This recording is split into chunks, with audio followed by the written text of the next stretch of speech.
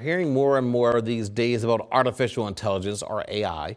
A lot of what we hear are the bad parts, human jobs that could be lost to robots, people using the technology to do bad things. But our Seth Kaplan got to experience the very best of AI, because of course he did. Seth is here to explain. Hi, Seth. Hey, James, how are you? Yeah, this is a very personal story for me because it's about someone I know well. You might know before I came to ABC 27 News, I spent a lot of years covering the airline industry specifically. Well, one person I got to know well was Ben Baldanza, the former CEO of Spirit Airlines, who you see there. I actually did a podcast with him called Airlines Confidential. It is still around. Someone else is co-hosting it these days with Ben, but Ben is now battling ALS, also known as Lou Gehrig's disease. He was diagnosed 2 years ago.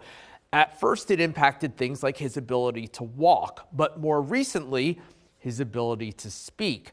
He heard AI might be able to help him sort of speak again, but he didn't want just any voice.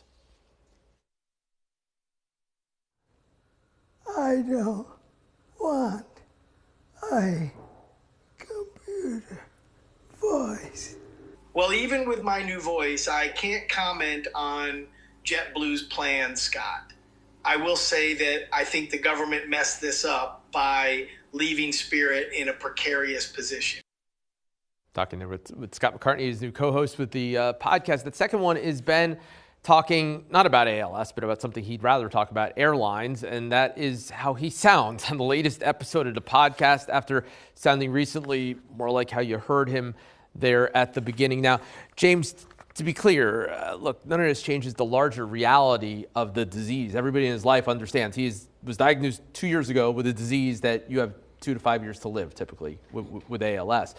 But as somebody who, it finally began impacting that part of his life that matters the most to him, right? He's not an athlete, so he could function without being able to, do some of the gross motor skills that he could do before. But then once he couldn't talk, really impacted him, and he wanted, again, not just any voice, but you heard him say there, if you listen carefully, not a computer voice, his own voice, and they gave it back to him. So that second piece there, you know him. Does that sound like him from before this? It does, and we're going to have a whole piece coming up tonight at 5:30 where we'll play his voice from a few years ago.